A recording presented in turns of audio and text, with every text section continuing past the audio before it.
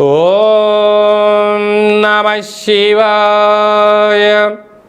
29వ తారీఖు 6వ నెల 2026వ సంవత్సరంలో ధనుసు రాశి వారికి 8 సంవత్సరాల తర్వాత నిజ జ్యేష్ఠ మాస పూర్ణిమ సోమవారంతో కూడుకున్న మూలా నక్షత్రం అవ్వడము, ఆ మూలా నక్షత్రం ధనుసు రాశిలో ఉంది కనుక ఈ అర్ధాష్టమ శని యొక్క తీక్షణ ప్రభావం తొలగించుకొని ఐశ్వర్యం కలిగించాలంటే ఏమి చేయాలంటే దత్తాత్రేయ స్వామి వారి యొక్క స్మరణ, ధ్యానము, గురుచరిత్ర పారాయణం చేయడము, పుస్తకాలను దానం చేయడము, అలాగనే వెంకటేశ్వర స్వామి వారికి పాలతో కూడుకున్నటువంటి నైవేద్యాన్ని సమర్పించడము, ఆ రోజు వీలైతే పసుపు రంగు కలిగినటువంటి వస్త్రాలు ధరింపచేయడము, ఈ మామిడి పండు రసంతో కూడుకున్నటువంటి రసాన్ని మహాదేవుడికి రుద్రాభిషేకం చేసుకోవడం వలన శని యొక్క తీక్షణ ప్రభావం తగ్గి విద్యా, ఉద్యోగ, వ్యాపార, రాజకీయ సేవారంగ కార్యక్రమాల్లో అనంతమైన విజయం ధనుసు రాశి వారి సొంతమవుతుందని చెప్పి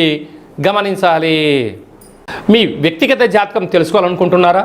అయితే మీ యొక్క పేరు, పుట్టినటువంటి తేదీ, నెల, సంవత్సరం, పుట్టిన సమయాన్ని రాసి ఈ కింది నెంబర్కు వాట్సాప్ ద్వారా పంపించగలరు.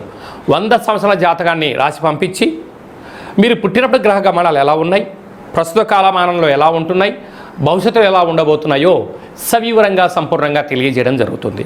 అలాగనే చాలామందికి పుట్టినటువంటి కాల సమయంలో డేట్ ఆఫ్ బర్త్లో లేనటువంటి కారణం వలన మీ పేరు యొక్క మొదటి అక్షరం అనుసరిస్తూ రాశి యొక్క స్థితిగతులు తెలియచేస్తూ మీకు గవళ ద్వారా అనగా రమణ శాస్త్రం ద్వారా భూత, భవిష్యత్, వర్తమానాన్ని కాళభైరవ ఉపాసన చేత తెలియజేయడం జరుగుతుంది. ఈ కింది నెంబర్ని సంప్రదించి అపాయింట్మెంట్ తీసుకొని సంప్రదించగలరు. జయోస్తు దీర్ఘాయుష్మాన్ భవ.